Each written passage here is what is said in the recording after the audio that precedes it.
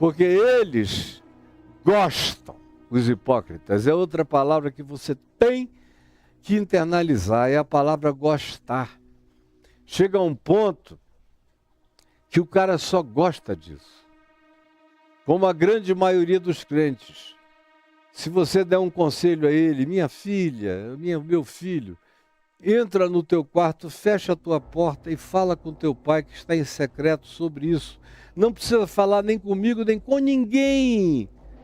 Não precisa pedir oração pública em lugar nenhum, que a oração pública é outro artifício, é outra armadilha, é outra arapuca. Em nome da piedade pública, o cara vai lá e diz que ele está preocupado, ou que ele quer interceder por alguém que está passando um problema muito grande, aí ele fofoca contando a história da pessoa em nome de um pedido de oração.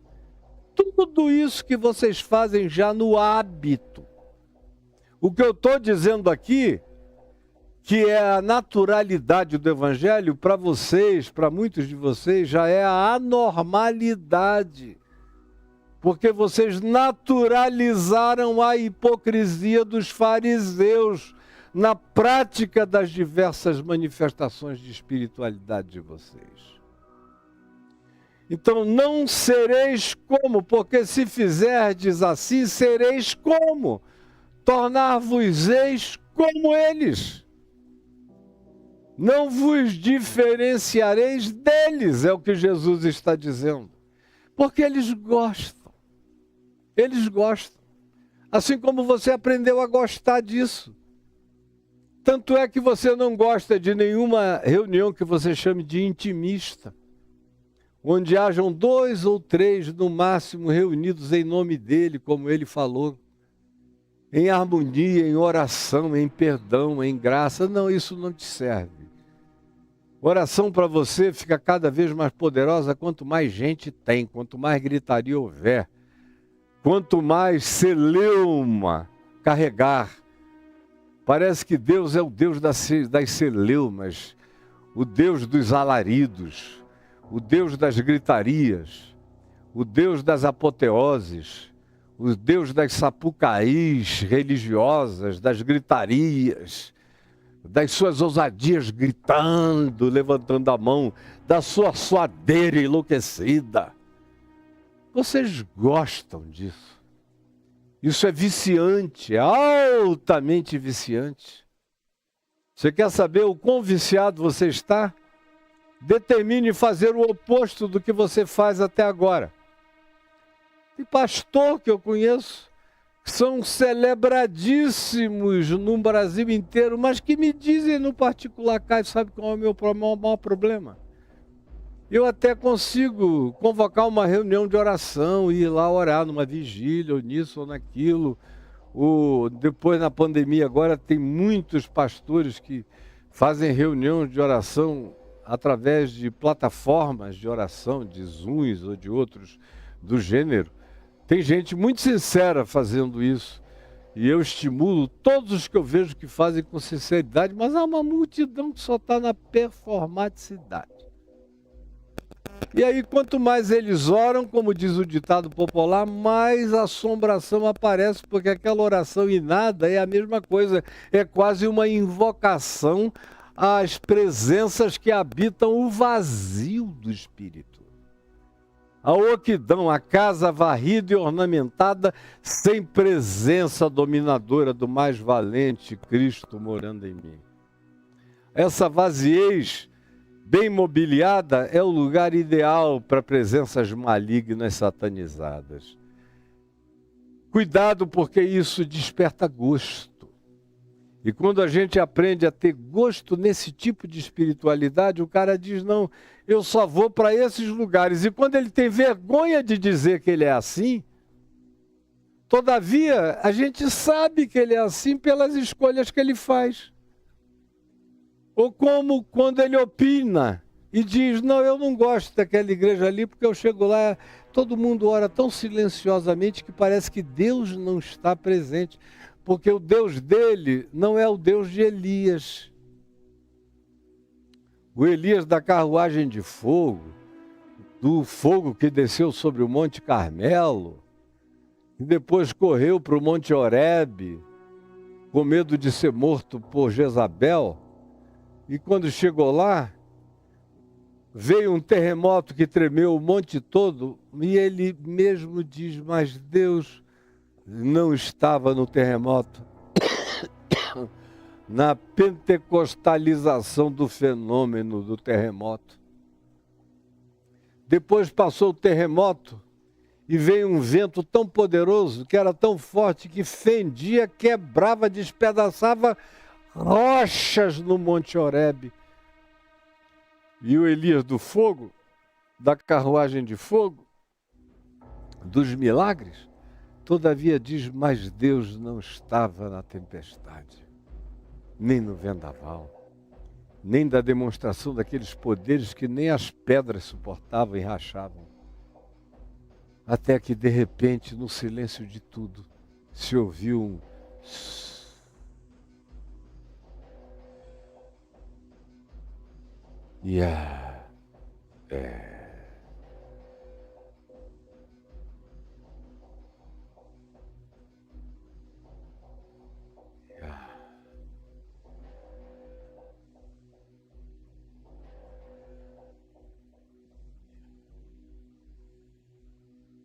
E Deus estava no sussurro.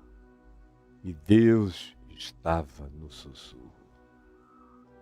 Mas vê, se as igrejas que fazem campanha de Elias largam qualquer coisa a não ser fogo do céu para matar os falsos profetas de Baal.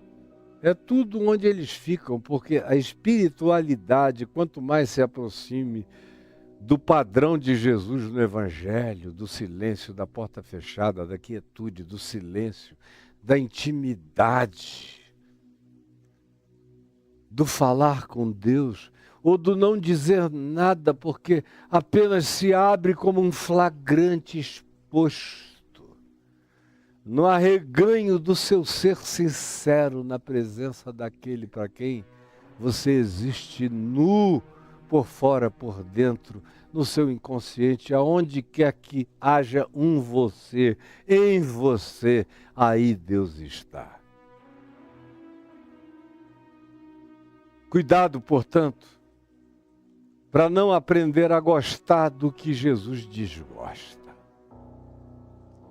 E na nossa prática espiritual, a maioria de nós se viciou em gostar daquilo que Jesus desgosta. Daquilo que Jesus diz, não sejam, não façam e não pratiquem. Não sejam, não façam e não pratiquem. Interessante que ele encontra com prostitutas e ele denuncia a prostituição dos que pagam pelas prostitutas, porque a prostituta é só uma faminta. Olha, eu conheço prostituta desde a minha infância, mas muitas, elas me adoram, me amam até o dia de hoje. Garotas de programa, me respeitam. A vida inteira.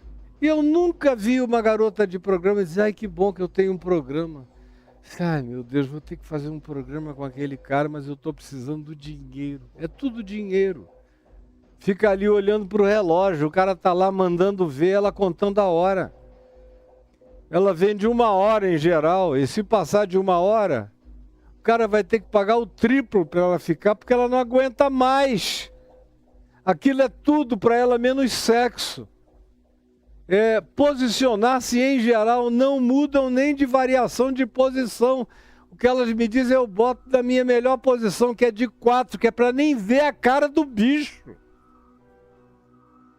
E se for no mano a mano, eu fecho o olho, que é para não ver. E prendo a respiração, que é para nem sentir o cheiro. É por isso que para Jesus as prostitutas precediam os fariseus e os religiosos no reino dos céus. Porque eram pessoas trabalhando no esgoto, fazendo o trabalho sujo que ninguém queria e que elas próprias abominavam. Toda prostituta quer ter um amor, quer casar, quer ter filhos, quer viver. Aquilo ali, na maioria esmagadora das vezes, é apenas uma condição da qual não conseguiram sair. Quando Jesus denuncia a prostituição, nos dias dele, a prostituição era masculina, era o homem que pagava. Diferente da mulher de Oséias, a Gomer, que era uma adúltera prostituída, como Marcelina, mulher de Cláudio Imperador, que tinha prazer na variedade, não queria dinheiro para receber, porque ela era uma doente tarada naquele vício. Não é o caso das prostitutas da terra, na maioria absoluta das circunstâncias. Portanto, você não vê Jesus dizendo nada disso para as prostitutas, porque as prostitutas estão acostumadas a orar no quarto, porque elas têm vergonha de falar na presença dos homens com Deus. Naturalmente elas já estão falando baixinho, como o publicano, acerca do qual eu falei na sexta-feira, junto com o fariseu no templo, que não tinha coragem nem de levantar a cabeça, batia no peito e dizia: tem compaixão de mim, porque eu sou um pecador. Esse povo que você despreza está anos-luz na sua frente, na presença de Deus, porque eles não fazem o que Jesus disse que era para não fazer. E tem mais chance de não se tornar alguém tão perverso espiritualmente quanto você, porque não praticam aquilo que perversifica o espírito e transforma a pseudo-espiritualidade em pseudo-espiritualidade, em plasticidade, em falsificação, em estelionato, em teatralidade e nada mais do que isso. O perigo é que as pessoas aprendem a gostar. E você aprendeu a gostar. Para desistir disso, para você é um problema. Quer fazer uma prova com você mesmo? Tente orar 10 minutos, 15 minutos sozinho no seu quarto. Veja para onde a sua mente vai viajar, para tudo que é lado. Você não consegue, 15 minutos vai ser uma eternidade para você. Eternidade. Os primeiros anos da minha vida, mesmo num dia ocupado, eu acordava às 4h30, 5 horas da manhã, entrava no meu quarto de oração e de estudo, ficava lá orando, jejuando, de joelhos, com a minha Bíblia aberta entre leituras e orações, até 8 horas da manhã. 8 horas eu descia, tomava um café, voltava, subia, ficava mais 1 hora estudando de maneira objetivamente prática a Escritura, para as pregações que eu iria ter que fazer naquele dia em diversos lugares diferentes, e aí saía. Mas a oração, pela misericórdia de Deus, pelo exemplo do meu pai, do reverendo Antônio Elias, de alguns homens piedosos que estiveram à minha volta, como anjos do Senhor, como fronteiras de uma saúde espiritual que me estava sendo ensinada desde o primeiro dia, eu dou graças a Deus por eles todos, porque eu vivo dessa educação no espírito, que me vem do Evangelho e me vem da prática dessas pessoas, que me foram tão absolutamente necessárias, excelentes e influentes. Porque foi com eles que eu aprendi a não gostar dessa espiritualidade que vocês me veem denunciando profeticamente todos os dias da minha vida, inclusive agora para você. Porque o perigo, como eu disse, é gostar, é gostar. E é fácil gostar disso, porque isso traz aplauso, isso derrama confete na cabeça, isso gera luzes neons, isso coloca você na ribalta das apreciações. E quem não gosta disso, isso é um banquete para a carne, isso é um banquete para o devaneio, é um banquete para o ego. Isso é massagem especializada para o narcisismo total. Isso é o que de pior se poderia fazer de natureza espiritual contra o espírito, porque é uma falsificação plastificada.